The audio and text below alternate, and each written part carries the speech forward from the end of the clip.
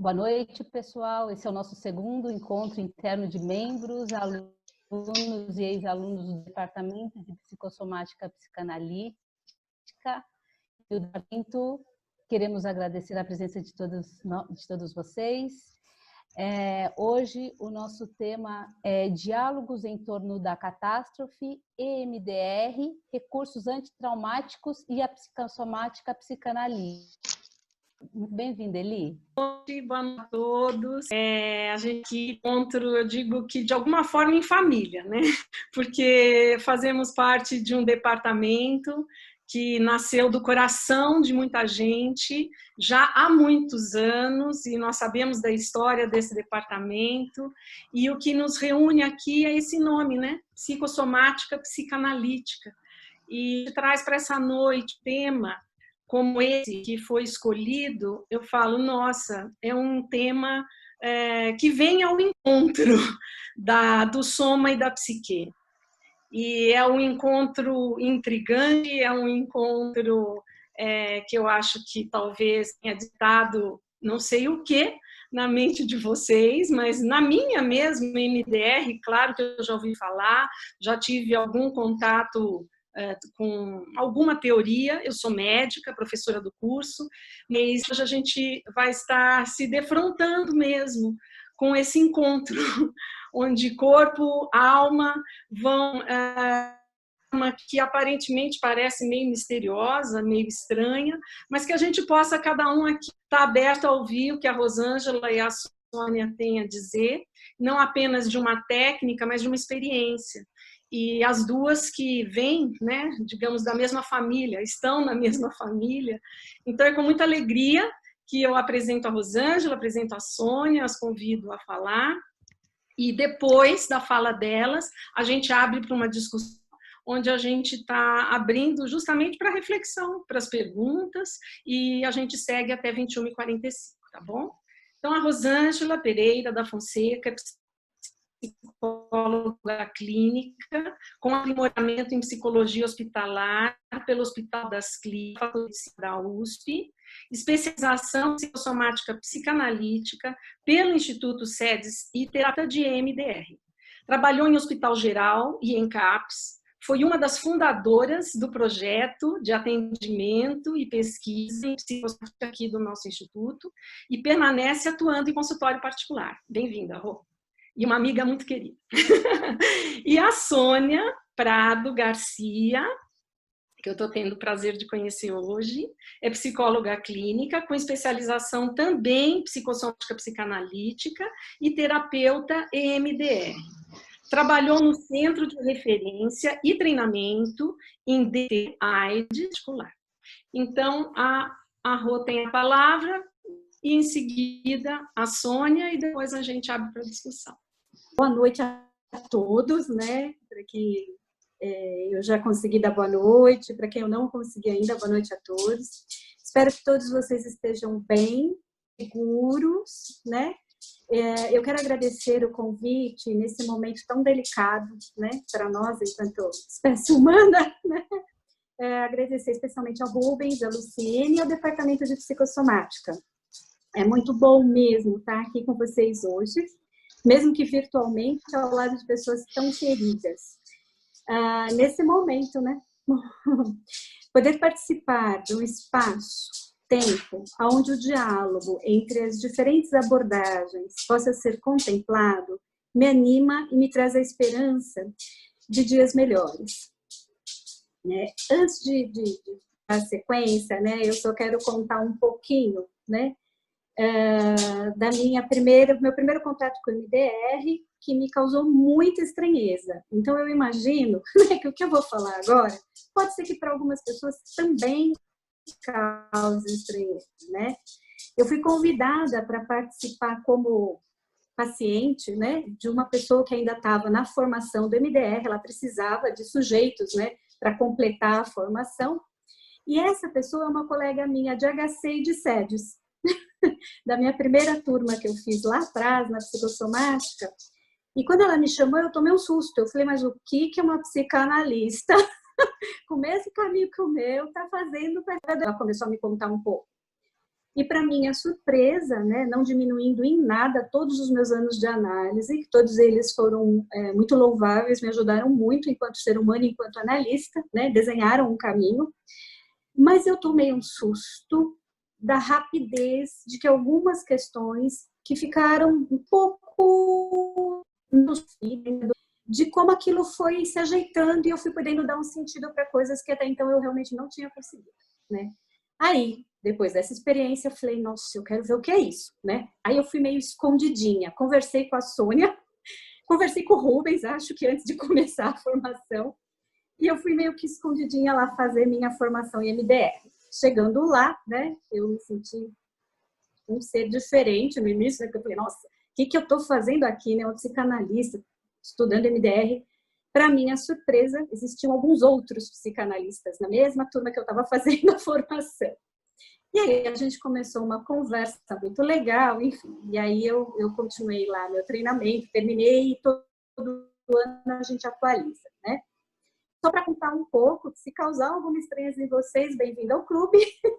Mas depois da prática, essas coisas vão sendo diluídas. É bem interessante, né? Mas vamos lá.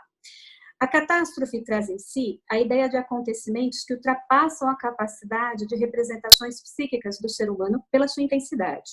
Segundo Laplanche, trauma, traumatismo, diz respeito ao acontecimento da vida do indivíduo que se define pela sua intensidade, pela incapacidade que se acha o indivíduo de lhe responder de forma adequada pelo transtorno e pelos efeitos patogênicos duradouros que provoca na organização psíquica. Ainda em Laplanche, em termos econômicos, o traumatismo caracteriza-se por um afluxo de excitações que é excessivo, relativamente à tolerância do indivíduo e à sua capacidade de dominar e de elaborar psiquicamente essas excitações. Neste momento difícil e traumático, em que não sabemos, embora possamos intuir e teorizar, os desdobramentos em todos nós, enquanto coletivo, se faz necessário o exercício da transdisciplinariedade. Através da minha experiência profissional, com manifestações de sofrimentos graves e severos, por exemplo, os atendimentos a portadores de somatizações graves, ou com a clínica das psicoses, a presença do traumático, do excessivo, do desorganizador, sempre me colocou em uma inquietação constante, em uma inquietação curiosa. Inquietação esta que me levou à busca instrumental para acolher o sofrimento humano e me colocou frente ao diálogo com outras disciplinas. Nesse caminho, então, surge um encontro com a neurociência e, né, essa ferramenta que surge a partir dela, o MDR.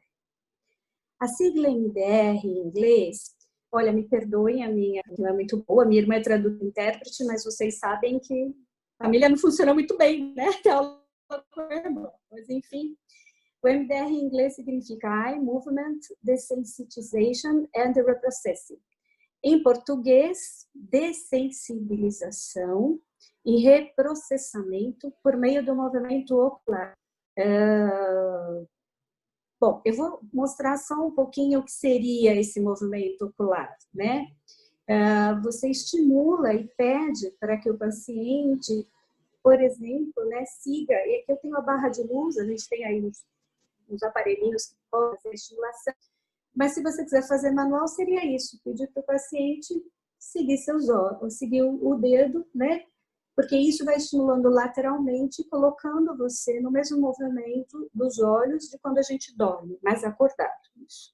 Então, a MDR é uma abordagem psicoterapêutica integrativa ao tratamento de distúrbios relacionados ao trauma e tem como base processos psiconeurobiológicos. Representa uma mudança paradigmática na forma de enfocar a psicoterapia, uma vez que tem por objetivo a mudança da percepção da memória traumática a nível neuronal. Segundo Shapiro, né, podemos mudar a percepção, sim, traumática e as lembranças dolorosas. As imagens, crenças, emoções, sensações ligadas a elas nas redes neurais do nosso cérebro.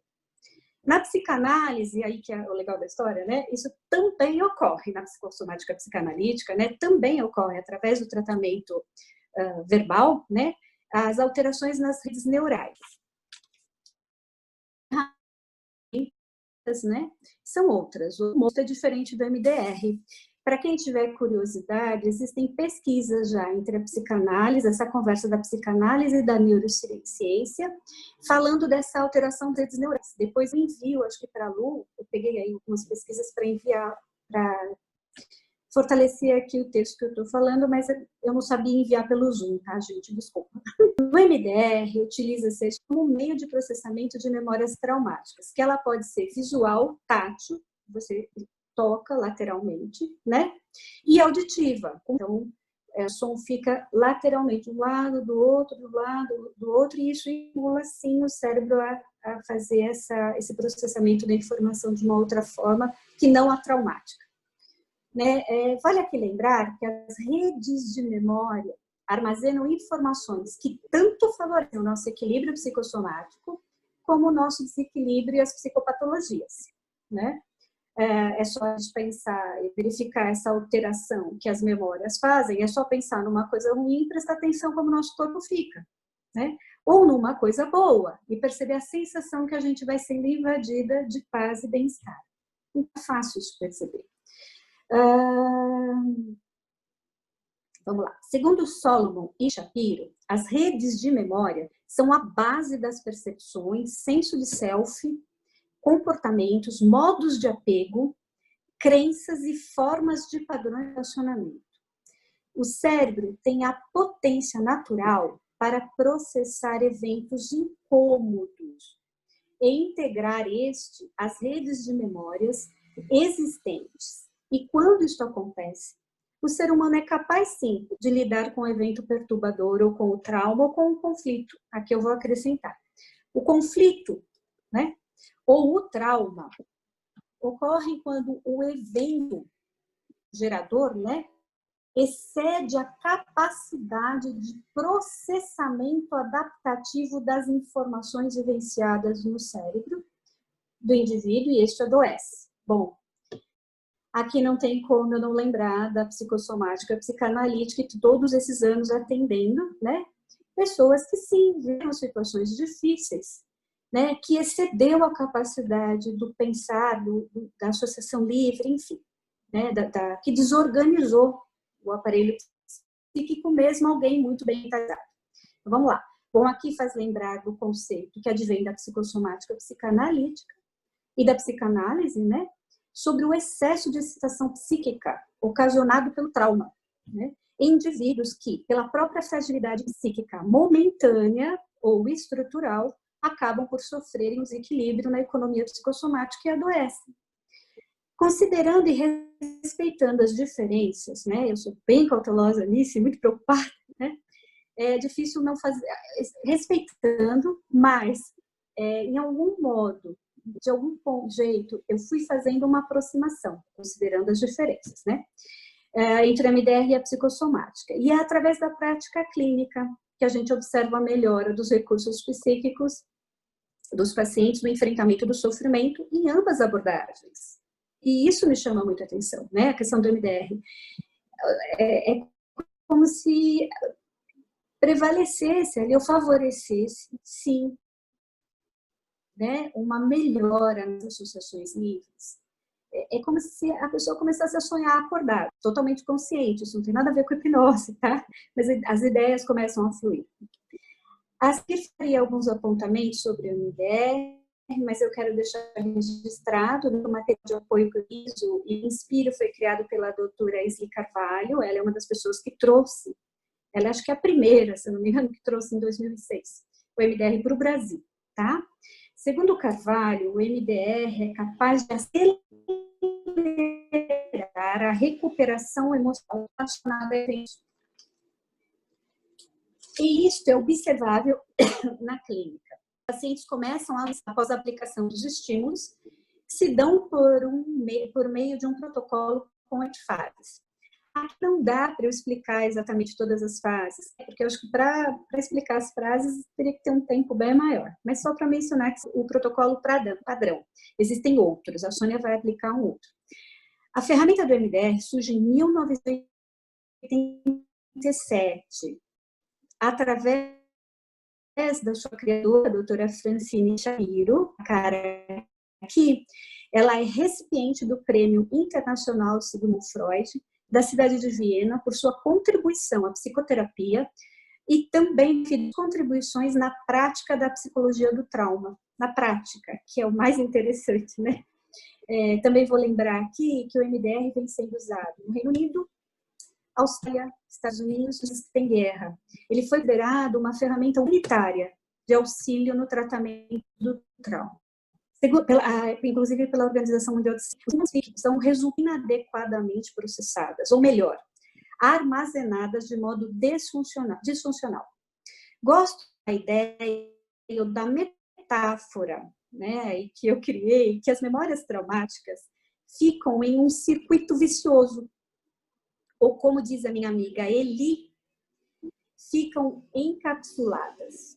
Um exemplo disso seriam os sintomas do estresse pós-trauma, no qual a pessoa revive, através da repetição, sensações corporais, por exemplo, e traumático, sem associá-las ao mesmo. O objetivo do MDR é promover a reativação do processamento adaptativo de informações, função essa delegada ao cérebro. Né? O cérebro é capaz, sim, através do tratamento, de voltar à sua função original, em alguns casos, e integrar a experiência traumática nas demais redes de memória, saindo desse circuito fechado do sintoma. Gosto de pensar novamente, né, em uma outra metáfora, que é como se o nosso curador interno fosse acessado. Assim como a função principal do pulmão é oxigenar o sangue e eliminar o dióxido de carbono do corpo, uma das funções do cérebro é memorizar, processar e adaptar as informações vividas por todos nós. Durante anos, atendendo pacientes com quadros graves de somatizações, onde as funções de alguns órgãos eram afetadas, né, me questionava, mas e o cérebro? O que acontece, né? O que ocorre quando as somatizações afetam ele? Ou melhor, quando a desorganização psicossomática começa por ele? Bem, são perguntas que venho tentando responder, ainda não tenho uma conclusão. Retomando, né, a teoria, tem quanto tempo? Retomando a teoria, né, fundamento dele, segundo Carvalho, o nosso cérebro processa e arquiva nosso material, enquanto dos exemplo disso, sono REM. O trauma é um evento que ele trava o sistema de processamento no cérebro. Lembrando que uma das funções normais do cérebro é processar e arquivar os acontecimentos. Ainda, segundo Carvalho, os pesadelos podem ser tentativas frustradas de processar lembranças. Estas são armazenadas no cérebro, como aconteceram as lembranças, imagem, crença, emoções e sensações. A lembrança traumática, ela é armazenada de forma diferente das demais lembranças normais. Ela fica congelada no hemisfério direito do cérebro. As ferramentas como, por exemplo, a linguagem, que nós temos para lidar com os traumas, por exemplo, né, processar as lembranças, estão no hemisfério esquerdo. Ainda segundo Carvalho, os dois hemisférios não estão se comunicando em relação ao trauma. O que o MDR faz, né, de um modo muito pontual, é trabalhar a atenção dual. Ao aplicar a estimulação bilateral, enquanto a pessoa pensa no trauma, dá o arranque que o cérebro precisa para que os dois hemisférios possam se comunicar. O cérebro vai limpando os canais neurobiológicos de forma cada vez mais adaptativa, dissolvendo a carga negativa ligada ao trauma. Crenças positivas e saudáveis surgem espontaneamente. Aqui eu acrescentaria, as pessoas passam a dar um outro sentido à dor, né? Um sentido que permite com que a dor diminua, né? E as fantasias que estavam vinculadas, elas vão se dissolvendo, né? Fantasias sociais. Esse aspecto, né? O paciente sentido ao evento traumático, e em alguns momentos é muito interessante, eles mudam o comportamento. A pessoa começa a mudar um pouco a vida, como numa boa análise, né? Mas é bem interessante, mesmo que a pessoa ainda não tenha nem percebido. Às vezes a pessoa não se dá conta o quanto ela mudou, né? E aí entra a nossa função, né, de também poder nomear, né? A necessidade do analista, terapeuta, de pontuar mesmo a mudança visível e mesmo que vai acontecendo na vida, mesmo que a pessoa ainda não tenha percebido, né? Segundo Shapiro, né, em 94, essa fala dela, o mecanismo de processamento do MDR está configurado fisiologicamente para levar a informação mal processada a um nível adaptativo. Todo esse processo é observável em exames de imagem, e tem pesquisas que mostram isso. Então, tem exames de imagem antes e depois do MDR, e no qual claramente a gente vê a ativação, algumas zonas, quase como se fossem mesmo encapsuladas, como diz a Eli. Né? À medida que vai sendo feito o processo do MDR, a próxima imagem já não tem mais aquelas cápsulazinhas mais escuras. O circuito fica menos colorido, menos escuro. Né? É bem interessante. E tem pesquisa também, que também eu separei, se precisar, eu enfim. Está conferindo todo esse processo observável há exames. Bom, e para finalizar, né, fica aí uma dúvida minha também, mas que eu sei, né, que já tem protocolos que vêm sendo criados, é claro que a gente trabalha em cima de um protocolo, mas sempre respeitando a singularidade, né, com alguma flexibilização, sim, né, às vezes precisa. Então, para finalizar, eu gostaria de dizer que vem sendo desenvolvidas estratégias para casos mais complexos, como a clínica das psicoses, né. Bom, agora eu vou passar a palavra para a Sônia, né, pois ela vai aí propor um exercício prático do MDR, para vocês sentirem um pouquinho como é essa experiência, tá? Então, eu agradeço a todos, e agora fica com a Sônia. Olá, boa noite a todos. Então, agradeço ao Rubens e à Luciene pelo convite e a disponibilidade dos membros do departamento de nos ouvir, né, de se abrir para alguma coisa tão diferente, né, do que é a nossa prática habitual.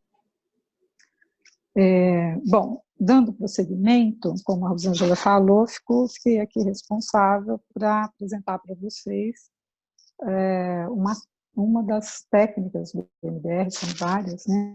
Essa técnica, na verdade, é uma técnica de dessensibilização, né? Na sigla MDR, a gente fala em dessensibilização e reprocessamento.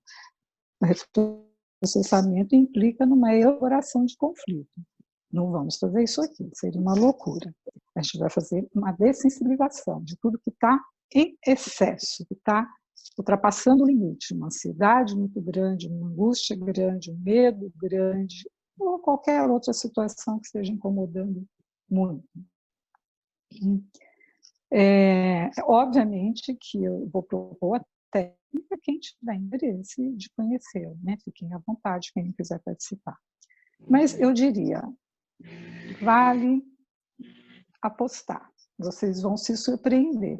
E olha, a técnica é a coisa mais esquisita do mundo. Tive muita resistência para poder usar isso com um paciente meu, muita mesmo, porque ela é boba. Vocês vão ver, que coisa estranha é essa? Pois é, essa coisa estranha funciona, é impressionante o que acontece com o cérebro. Então, vamos lá. Como a gente está... obviamente, tem que falar quem é que criou essa técnica, que foi David Manfield, é um americano, criou essa técnica em 2016. Não vou entrar em detalhes como é que ela é usada no MDR por enquanto, né? Temos pouco tempo.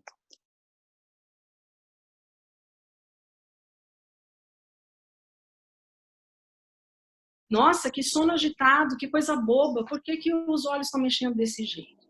Isso corresponde a mais ou menos 20 a 25% do total do período de sono de uma pessoa, né? E outra coisa que eu acho que me chama muita atenção, por que o sono é classificado em REM e não REM? Poderia ser sono profundo, sono superficial, ondas delta, ondas beta, XYZ. Não, é REM e não REM. Rapid Eye Movement. E não Rapid Eye Movement. Que coisa boba!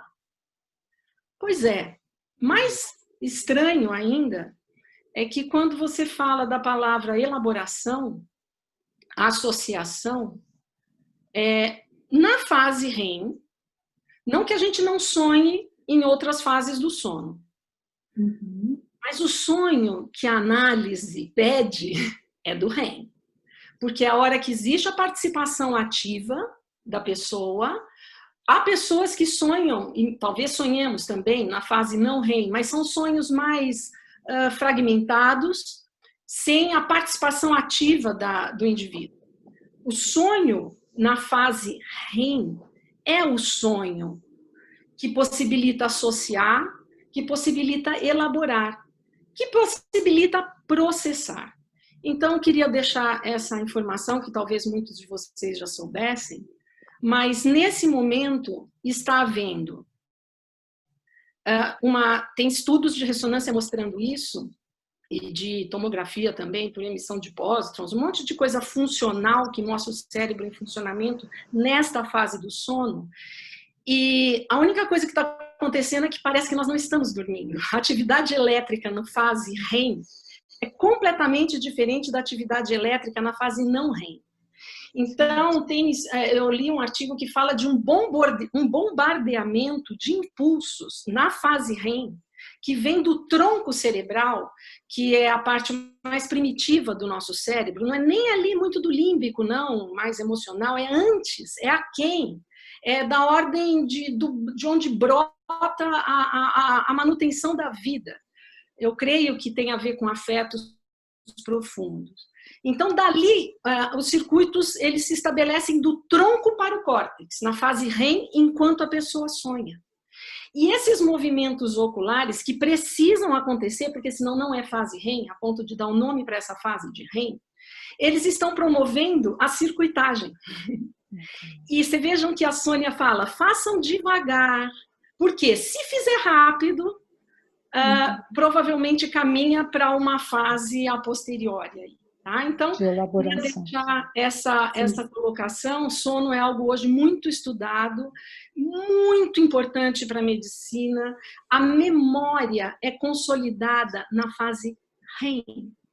Então, todas as informações que nós vivenciamos, na hora que os movimentos dos olhinhos, de uma forma muito boba, estranha, estão para lá e para cá, para lá e para cá, está acontecendo um bombardeio. Este é o termo usado em neurociência. Um bombardeio associativo. E eu li até num estudo que ele fala, é a hora da limpeza e do reparo. Isso. Daí a importância também do sonhar. Então, agora quero abrir para todas as colocações e perguntas que vocês possam fazer. Acho que uma forma da gente não se perder e todo mundo não falar junto, de repente, seja colocar teu nome aqui no bate-papo e a gente vai chamando pelo nome. Andréa? Pensando aqui, como que vocês estão trabalhando com isso na prática, né? Fiquei pensando assim, se um paciente de análise, em algum momento, pode oferecer para ele esse tipo, em algum momento no momento como a Rosângela falou, de que se chega ali num trauma que talvez fique meio, se é um momento de oferecer essa técnica, como se o paciente aceita bem. Fiquei curiosa sobre isso. Não sei se vocês estão trabalhando dessa forma também. Bom, o que tem acontecido, né, é que algumas pessoas elas já vêm encaminhadas sabendo que eu estou aplicando MDR, né? Ou quando elas chegam, eu já conto, mesmo que chegam pela questão da psicanálise, da psicossomática, eu falo, né? Que eu também estou trabalhando com uma ferramenta um pouco diferente, né? e apresento, e se a pessoa quiser, quando chega, os pacientes que estão chegando agora. Os antigos, né, eu continuo, até porque alguns deles, realmente, eles escolhem a manutenção do verbal, continuar no verbal. E eu observei, né, uma mudança mesmo. Né? Não é mágica, né, disso, também eram pessoas que estavam em análise há um tempão, né? Então, a mudança é curiosa. As pessoas que estavam em análise, a mudança foi mais rápida. Para algumas questões que o verbal não estava atingindo, ficava difícil mesmo, né? Então, enfim, né? Principalmente quem está em análise, quem já estava em análise, a gente observa até quando a gente faz a estimulação, né? Eu observo as defesas aparecendo, né? E aí você vai trabalhando também, porque como é uma associação livre, você estimula e a pessoa fala o que vem na mente, ela mesma vai chegando a um insight a partir do estímulo, né? E tinham pessoas muito, muito defendidas que ficava difícil, mesmo na associação livre, né? Ficava difícil essa análise. E com o MDR deu uma abertura maior, essa experiência que eu estou tendo, tá? Então, para quem é novo, eu já falo o que eu faço, chega direto para o MDR, é claro que é um MDR diferente, é um MDR com uma psicanalista, né? Então, enfim, as pessoas chegam já sabendo disso também, né? Que em algum momento vai ocorrer o verbal, eu não vou deixar de ser psicanalista porque eu estou aplicando o MDR, né? Eu vou aproveitar dos frutos do MDR na análise, né? Então, eu tenho feito assim. A Sônia quer contar um pouquinho? Sim, acho que é importante assim, dizer que o MDR, ele trabalha, o cérebro trabalha numa velocidade impressionante, inimaginável. Quando a Rosângela fala que o paciente às vezes não se dá conta de que ele mudou, é por causa disso.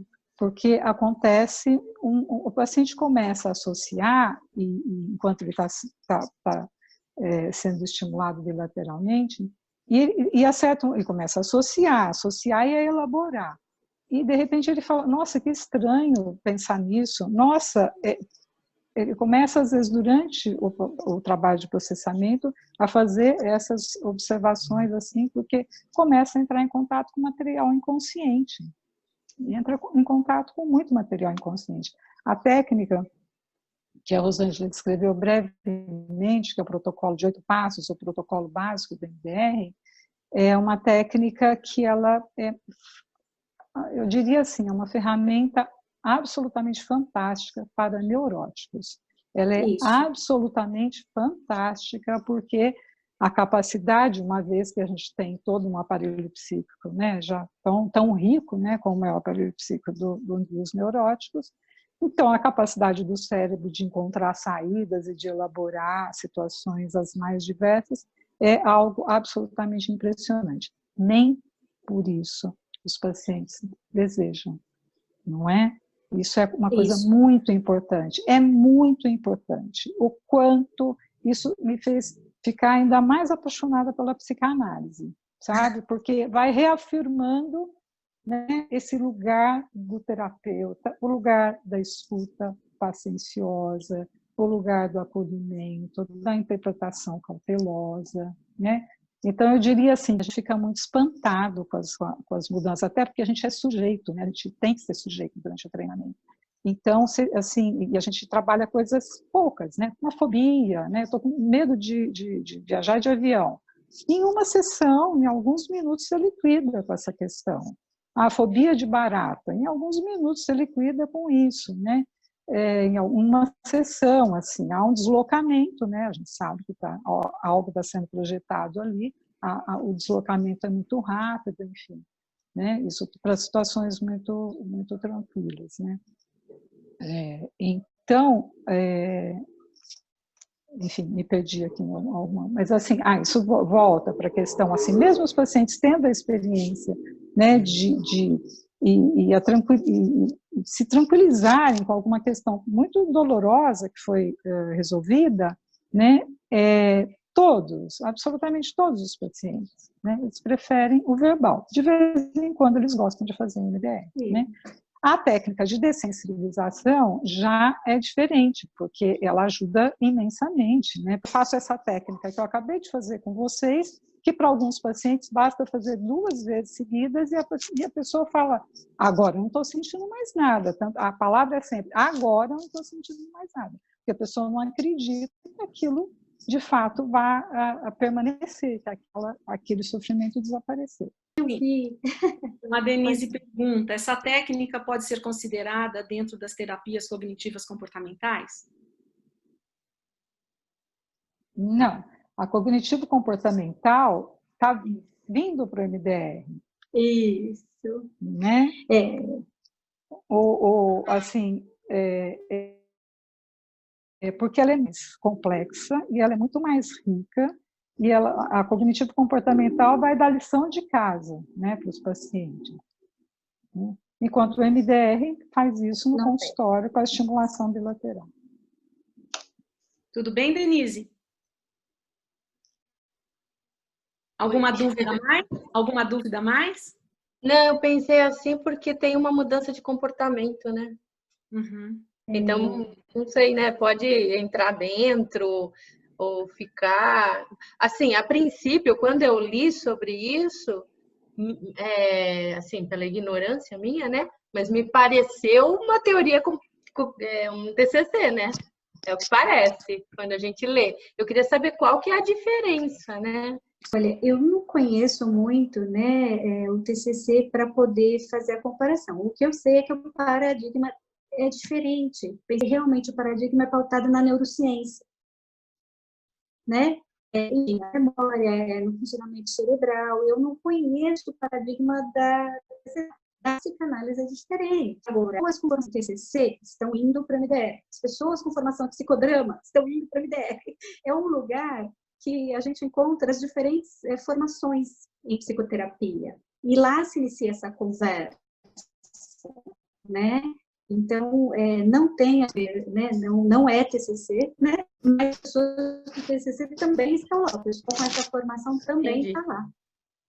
Ótimo. Vamos seguir aqui. A Sônia pergunta se tem como garantir, entre aspas, que a lembrança traumática não tenha ligação com traumas anteriores?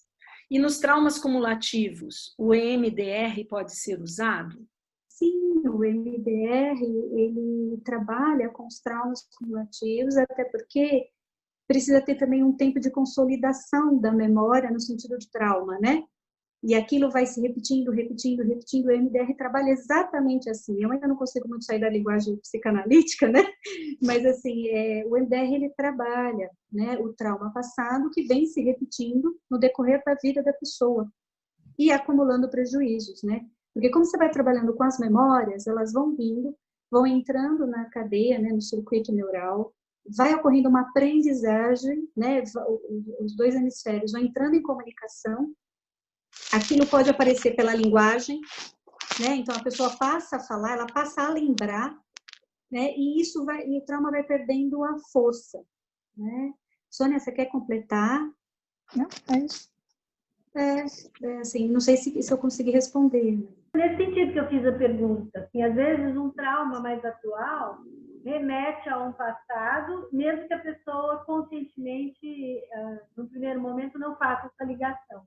Então, nesse caso, nesse exemplo, o MDR teria alguma utilidade? Não sei se eu estou sendo clara, se não estou, só perguntar que eu preciso explicar melhor. Assim, o que acontece na clínica, o que eu tenho observado, né? A pessoa, muitas vezes, claro, ela chega com um trauma do momento, algo que aconteceu no decorrer da vida, uma perda, né? À medida que a gente vai estimulando, vão vindo as outras perdas, até esse trauma original que pode ter dificultado a elaboração dessa perda aqui. Né? Não que uma perda seja fácil de lidar, né? Mas à medida que a gente vai trabalhando, a própria pessoa vai trazendo aquilo que é necessário para elaborar esse trauma que ela trouxe para tratamento, por exemplo, como queixa. Então, os estímulos vão indo, e ela até chegar nesse primeiro que dificultou, nessa memória que dificultou o processamento das outras, né? Posso fazer uma intervenção, Rô? Não só que eu acho que essa questão da Sônia, porque eu acho que ficou uma dúvida que quando a Sônia propôs o exercício, né, ela falou de um trauma ligado à pandemia, nada Atual. ligado ao anterior. Né? Então, eu acho que isso deu essa confusão se a técnica era só para o atual ou não remetia. Eu acho que foi isso, porque a proposta de ser atual, né, era alguma coisa do nível que a gente ia trabalhar. Talvez fosse isso. Né? Sim. O que deixou essa confusão, né, Sônia? Eu acho, Sônia. Eu acho que tem. Foi isso que deu essa confusão, que a proposta foi que fosse alguma coisa atual ligada à pandemia e não infantil. Né? E não... Eu entendi, antes até da proposta, que não era sempre para um trauma que não tivesse ligação com anteriores. Eu devo ter entendido errado, então. E daí ficou, mas como? Em geral, um trauma liga com outro, enfim.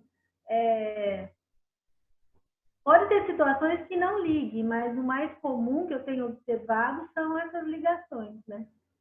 Na verdade, elas vêm vindo.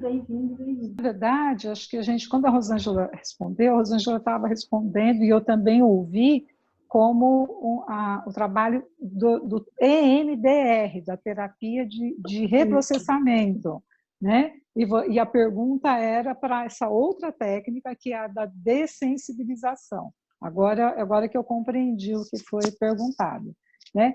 Você tem razão em chamar de uma situação, se eu falar trauma. Eu falei de uma situação perturbadora, né?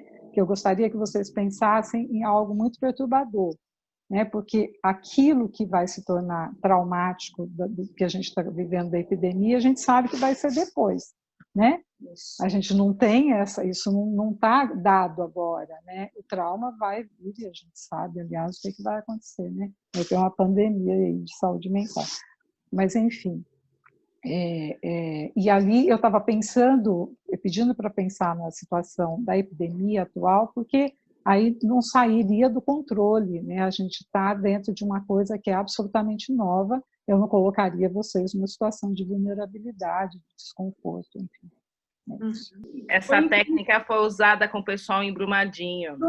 Foi, Lu. Olha, eu esqueci de falar isso. Mas não dava para trazer. Na escola de Suzano, agora recente no Guarujá, o pessoal todo que foi, porque aí o comitê de crise do Einstein que vai, aí eu vi muito as colegas, eu não sei, nunca fiz esse curso, não sei aplicar, mas elas iam aplicando no pessoal todo em Brumadinho. Nossa, é bem interessante, assim, como que, pelo menos, acho que essa questão da dessensibilização, né? Eu acho que isso talvez, pegando o que o Rubens falou agora no finalzinho, essa parexcitação dá uma quietada, né? Daqui a pouco dá para trabalhar talvez alguma outra coisa, né? Isso. Mas foi muito interessante com os bombeiros, né? Que eram as pessoas que era como se fosse se traumatizavam a cada dia, né? Pegando aqueles corpos e, né? Isso. O pessoal de Brumadinho, quem foi lá, aplicava os flashes que a Sônia aplicou para dessensibilizar várias vezes ao dia. Eles juntavam em grupos e aplicavam. Tem o flash e tem o PCEA. O PCEA eu fiz o curso, é maravilhoso. Também dá para aplicar em grupo. E para situações como essa, é para dessensibilizar, é para a pessoa criar um recurso possível para aguentar. Né? Senão não aguenta. Então, é o pessoal do MDR que foi, né? É o pessoal daqui de São Paulo, uma parte daqui de São Paulo, acho que outra parte de Minas. E é isso, né? Que bom que você já conhecia, então, Lu. Ótimo. Maria José, a técnica lembra PNL. Tem alguma ligação? O que tem assim de conhecimento em neurociência, o que tem de pesquisa desse MDR é que eu não vou para esse caminho, eu não consigo entrar assim e propor nessa altura da vida estudar neurociência, e nem é muito o que eu quero, mas assim, os livros que tem de MDR têm uma carga de informação dessa área que é uma coisa impressionante. Eu imagino que deva haver ligações entre uma coisa ou outra, se for uma coisa ali, até da cognitivo-comportamental, da PNL, mas é algo bem mais complexo, né? Muitas técnicas foram sendo desenvolvidas, técnicas para trabalhar com pacientes que dissociam muito, outras para trabalhar com pacientes que somatizam, né? Que, enfim, eu acho que tem muitas, para nós, eu acho que tem muitos senões, né? Mas eu acho que eu e a Rosângela, né, a gente rapidamente aprendeu a fazer uma substituição do uso do MDR dentro da nossa clínica, né? A gente não faz, a gente se espanta com as pessoas que só fazem MDR, e eu aposto que a grande parte dos pacientes abandonam a terapia MDR, porque é muita coisa, é uma sobrecarga, além do mais, uma sobrecarga muito grande. Eu fui fazer terapia MDR, eu queria conhecer isso na prática, né? Pedia para marcar a sessão quinzenal, porque sabe, é um turbilhão de coisas. Tudo bem, resolve questões assim numa rapidez impressionante, né? Você se livra de situações assim perturbadoras muito rapidamente, né? E inclusive de crenças, que eu tinha um preconceito com essa coisa das crenças que o MDR solicita, de crença negativa. Isso é coisa comportamental, essas coisas, muitas coisas. Aliás, eu fiz o curso o tempo todo torcendo o nariz, assim, com muita coisa. E aí depois você vai se dando conta o quanto que cotidianamente todos nós temos crenças negativas e que a gente fica martelando de que não sou capaz, sabe, não sou suficientemente bom, sou muito impotente, sou fraco, né? E essas crenças, elas se transformam, elas mudam por uma crença positiva a respeito disso também. Perfeito. Maria José, você gostaria de complementar alguma coisa? Eu acho que ela saiu. Não, estou aqui.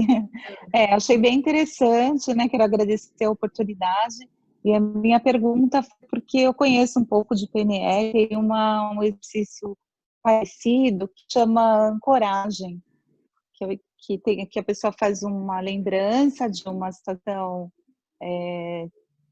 positiva e depois é bem parecido, mas foi uma curiosidade, mas eu entendi a resposta da Sônia, tá ok, obrigada. Ana Silvia, no livro O Anticâncer, não sei se vocês conhecem esse livro, vou fazer um parênteses, o Anticâncer foi escrito por um psiquiatra francês, que ele é um cara acidentalmente, como pesquisador e neurocientista, se descobriu, porque ele foi para a ressonância como grupo controle do próprio estudo dele, com um tumor cerebral, que é o tumor cerebral mais grave que existe, que se chama glioblastoma multiforme.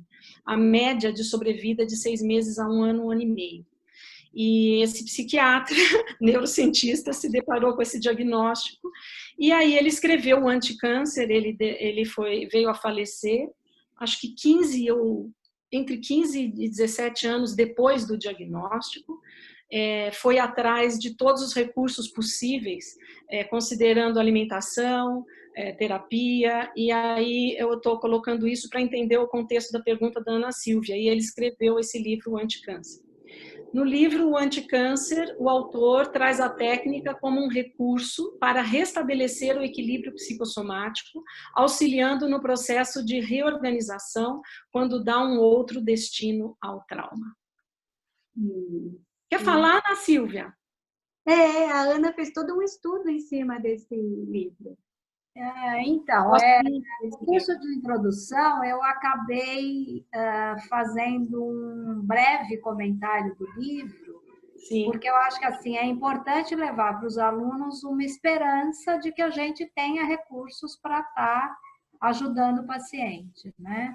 Sim. E assim, foi um livro que me surpreendeu, ele fala de meditação, ele fala de outras coisas também, sim, mas ele se coloca, né, nos traumas infantis que ele teve, talvez até respondendo também um pouquinho ao que a Sônia perguntou, quer dizer, eram traumas muito primitivos, eu acho assim, de quando ele era bebê, que ele foi dado para uma empregada a cuidar porque a mãe era muito jovem e a sogra achava que ela não tinha competência para cuidar do neto. E ele diz que nunca ele se recuperou desse trauma. E aí que ele fala dessa técnica. Então, eu achei assim super interessante, né? E ele depois, bom, a história do livro tem um casamento, quando o filho dele nasce, né? E a mulher se dedica muito completamente ao bebê, ele tem uma recidiva do tumor, né? E ele diz que para ele não era surpresa, porque ele estava, de alguma forma, revivendo o trauma da separação da mãe. Né? Então, eu achei assim, eu acho uma história muito bonita pelo olhar da psicossomática e acho que a técnica entra como um auxiliar. Através da técnica, é isso, né? Você vai trabalhando, vai estimulando, né? À medida que o paciente também vai aguentando, porque tem que ter todo esse cuidado, sabe, Ana? De até verificar se não está tendo um desequilíbrio psicossomático, à medida que a pessoa vai lembrando de coisas, né? Então, é claro que a gente começa, quando é paciente que já está na análise comigo há um tempo, é diferente, né? Mas quando chega o protocolo, né, é isso, a pessoa traz uma queixa e você começa com aquela queixa. Às vezes, em alguns casos, sim, de violência sexual, né? Eu tenho recebido alguns casos que, infelizmente, sofreram violência sexual. Então, você começa com aquele trauma, mas sim, né? Vai indo, de repente a violência começou na infância.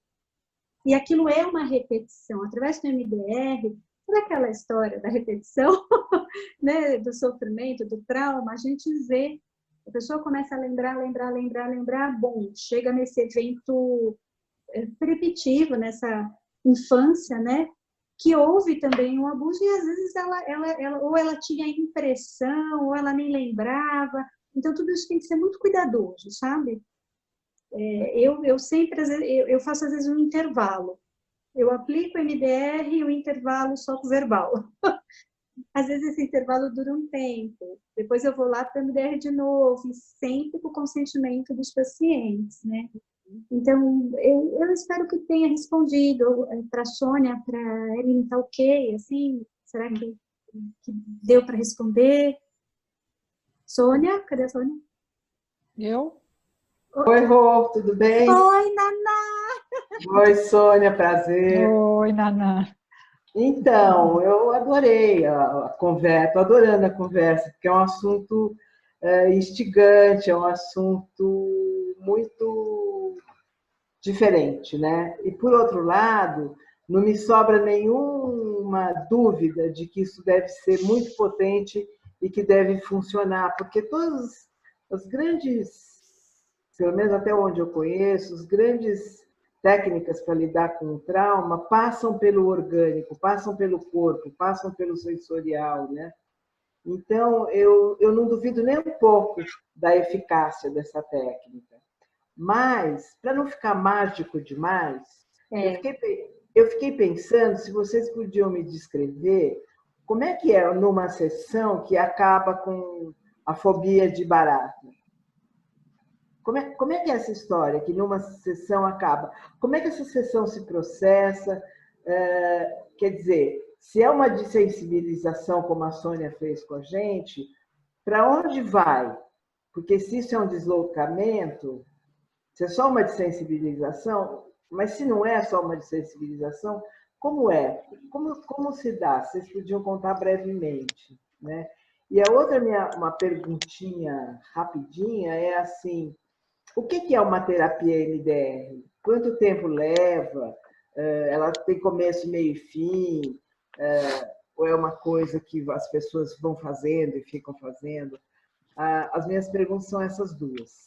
Não, eu falei do medo de barata, assim, como é o medo de andar de avião, como, né, que são coisas que uma fobia qualquer, né? Ou é uma fobia qualquer, ou alguém que tem medo de nadar, porque teve uma situação lá na infância, enfim. Mas o medo de barata, por exemplo, né? Uma paciente que fica assim, absolutamente em pânico quando aparece uma barata na casa dela, ela tem alguém tem que, se ela está sozinha, ela tem que ligar e o marido sai do trabalho, não houve deslocamento nesse caso. Eu sei que há deslocamento, a Rosângela tem experiência com deslocamentos, assim, as experiências, os casos que eu trabalhei, o que aconteceu foi uma dessensibilização. E aos poucos, à medida que eu ia fazendo a estimulação, esses sintomas todos muito intensos no corpo foram diminuindo, até que e aí a gente vai parando, eu paro e pergunto é assim, a gente aplica a técnica, usa a técnica e a cada 30 segundos ou 1 minuto pede para a pessoa respirar fundo, o que surgiu agora, né? Ela relata, continuamos, o que surgiu agora, até que essa moça falou, olha, agora estou vendo as baratas lá, mas não me perturba mais. Zero de perturbação. Olha, quando a Sônia fala do deslocamento, Naná, também essa era a minha grande questão. Mas isso é mágico? Como assim? Né? E aí, o que eu observei em mim, tá? Eu também, nesse momento, estou passando por um processo há mais de 2 anos em MDR. E também atendo nesse período aí, mais ou menos, né? Então, sim, aquele medo, eu vou pegar o exemplo da Sônia, tá bom? Hipoteticamente falando, para não falar de nenhum caso nesse momento, mas assim, o medo de barata, você começa a trabalhar aí sim, no EMDR, para processar, né, essa fobia. E assim, a pessoa vai indo, ela diminui o sofrimento aqui, só que ela começa a lembrar do que está por trás. Essa memória vai sendo trabalhada, processada, e aí isso aqui fica mais tranquilo, né? Diminui o sofrimento, porque vem o que está por trás. Isso. Só que a minha grande questão sempre foi, mas o que vem por trás não pode desorganizar no sentido psicossomático, na questão do equilíbrio psicossomático, entendeu? Sim. Porque se vier e ela não tiver um arcabouço psíquico para aquilo, né? Aquilo pode desorganizar, ela pode adoecer o corpo. Então, essa sempre foi a minha grande preocupação, né? E aí, assim, o que eu fui observando, né? É até difícil para mim falar assim, desse jeito tão biológico. Vocês viram que na minha fala eu tentei não entrar muito na questão neurofisiológica, mas não tem também como a gente fugir, tá? O cérebro, ele tem uma condição própria. À medida que você vai fazendo estímulos, ele entra nessa condição dele, de processamento das informações. E aí a pessoa começa a lembrar, aí ela começa a sofrer, passa um sofrimento a ser mais psíquico, não mais pela barata, como a gente vê numa análise. Só que esse sofrimento, ele também vai se organizando e sendo elaborado e processado com os estímulos. É quase como uma livre associação constante, sabe? Então, como vem a livre associação? Quando a pessoa vai falando plenamente, através do estímulo, isso vai se organizando. Aí chega uma hora, né? A pessoa fala, nossa, eu não sabia que, na verdade, por exemplo, a minha questão era uma questão, sei lá, vou dar um exemplo de abuso na infância, sei lá, que foi parar ali com nojo da barata. Eu não sabia disso. Eu imaginava que isso tinha acontecido, mas eu não sabia do sofrimento que isso tinha. Então, eu ouço muito isso. Nossa, eu sei que isso aconteceu, mas eu não sabia que eu estava sofrendo, que eu sofri por isso.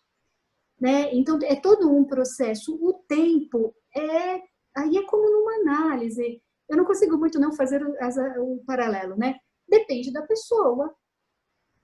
Né? A pessoa é que vai vendo a melhora dela.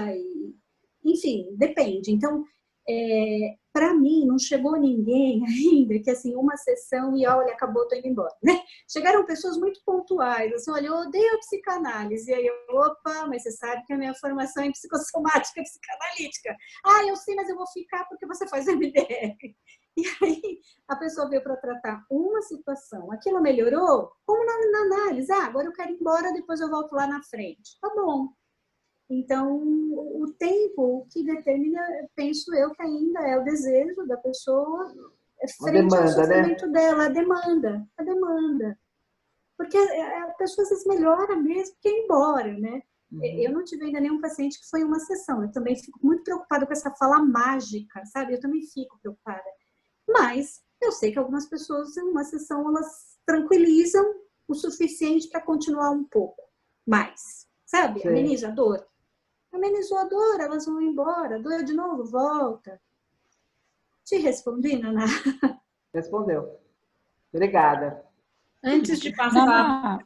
Eu só queria saber se alguém sentiu o efeito de melhora na perturbação. Eu senti. Eu também. Eu também. Bom, eu só quero aqui, antes de eu passar para o Rubens, que era o último que estava inscrito aqui, a Vanessa faz uma pergunta que tem um gancho com isso que vocês acabaram de falar. Ela fala assim, em uma sessão, toda a questão inconsciente que há nesse deslocamento desaparece em uma sessão? Se vocês puderem ser sucintas, eu sei que é difícil, mas... Olha, eu não, assim... Não, na minha clínica, vou falar da minha clínica, tá bom? Depende do que tem por trás, do que aparece por trás. O sofrimento ele só vai para outro lugar. Mas assim, na minha clínica não foi em uma sessão que isso ocorreu, tá bom? Levou um tempinho. Agora, tem essa coisa do medo de avião, uma vez já me surpreendeu. Eu tive que fazer numa emergência, a pessoa me procurou, olha, viajo tal data, não consigo entrar no avião, tô com medo tal. A pessoa conseguiu ir. Assim, sofreu um pouco, mas não paralisada. A pessoa deixou de ficar paralisada por conta do medo. Ela foi com medo, né? Então, essa é a experiência clínica, tá bom? Agora, essa é uma única que veio com essa questão, uma pessoa mais organizada. Uhum. E aí, Vanessa? Sim, essas situações, elas são, sim. Eu tive algumas que foi em uma única sessão. Mas é porque está mais relacionado com dessensibilização do que com deslocamento. Rubens? A Glaucia queria falar. Aonde? Tá aqui. Ela tinha levantado a mão. Eu tinha, mas a minha pergunta era muito parecida com a pergunta da Naná. Tá bom.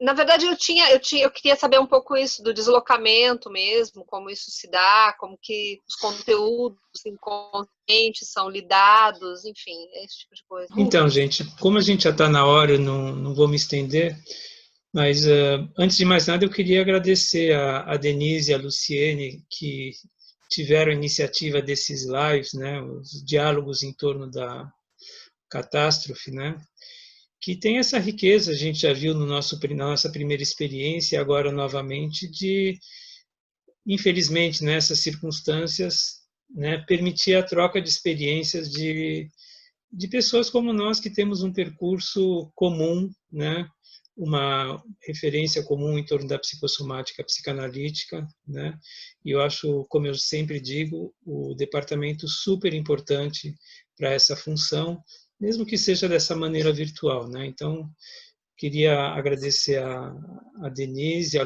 Luciene, hoje, né? A Rosângela e a Sônia, e vocês todos, né?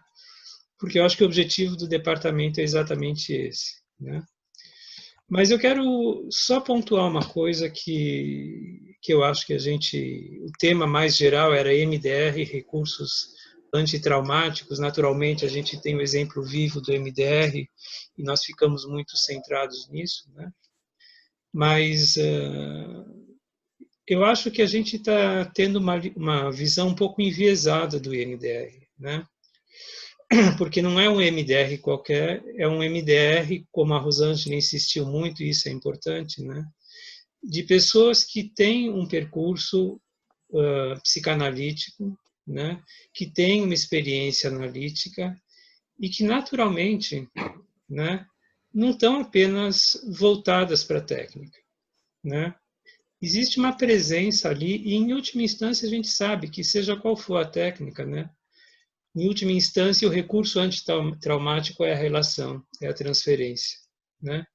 Então, a gente tem aqui, só hoje, né, a gente tem pessoas que trabalham com relaxamento, a Sônia trabalha com relaxamento, a Naná tem uma história longa, uma longa experiência com trabalho corporal, o Enio, a Elô Lacerda, né, com a questão da fala, da voz. Tivemos muitos colegas fisioterapeutas, né? Eu acho que o diferencial que nós comungamos, né, da psicossomática psicanalítica é justamente introduzir esse fator excitante da relação, né, em qualquer técnica que seja, né? Então, eu nunca tive contato com nenhuma experiência de MDR que não tivesse sido pela Rosângela, pela Sônia, né? Mas eu sei, né, que na escuta delas, daquilo que acontece a partir do MDR, existe toda uma diferença, né? A Rosângela acabou de dizer, tem o efeito do sintoma, tem o efeito da técnica, mas tem a possibilidade de elaboração pela relação, né? E eu acho que é muito importante a gente considerar isso, principalmente no contexto desse outro pedaço que a gente não pôde estender tanto, mas que está no âmago, né, do que a gente está falando, que são os recursos antitraumáticos, né? Quer dizer, eu acho que a técnica, sem levar em conta a transferência, é muito pobre, né? Então, cada um aqui percorreu um caminho para chegar à sua história como analista, como psicoterapeuta, fonoaudiólogo, como fisioterapeuta, né? Tem alguns também, médicos, né? Quer dizer, mas em última instância eu acho que é legal considerar esse fator relacional, né, para-excitante da transferência para compreender, inclusive, tudo que a Rosângela e a Sônia estão falando para a gente. Tá?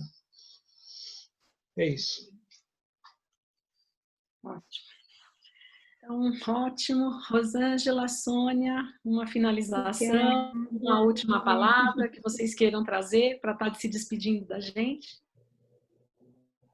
Bom, eu agradeço, né, novamente, agradeço a escuta, a disponibilidade de vocês, né, a abertura que deram, né, e espero ter, de alguma forma, contribuído.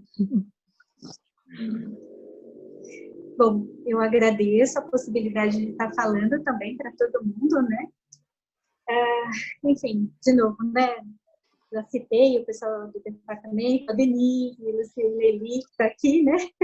O Rubens, enfim, agradeço muito, porque, olha, hoje foi difícil, viu? Eu falar dessa mudança de olhar, né? E é bem legal, o Rubens, lembrar essa questão da relação. Porque, independente do MDR, né, com o do MDR, sem MDR, eu me coloco na relação muito vivo. Eu tenho que estar muito presente com essas pessoas. E uma vez, há muito tempo atrás, eu escutei a Naná falar, acho que a Naná nem lembra disso, que ela faria e estudaria aquilo que fosse necessário para ajudar os pacientes. Então, essa fala marcou muito para mim, isso, olha, muitos anos atrás, acho que no início do projeto a Naná falou isso. E é um pouco como eu penso, né? Eu vou indo no caminho que eu vou vendo que ajuda, né? Eu não vou abrir mão jamais, não tem jeito, né? De todo o percurso que eu fiz para chegar no MDR. Então, é um MDR diferente que a gente faz, eu e a Sônia. Sim, é assim que eu penso. Mas obrigada, viu, gente? Muito obrigada. Ótimo. Obrigada, gente. Estamos encerrando. Até a próxima. Seremos informados do próximo encontro. Ana, nosso próximo encontro. Tchau, Ana. Tchau. Tchau. O encontro será dia 16. Hã? Dia 16? O próximo encontro será dia 16. Se preparem. Então, até lá. De julho. Julho.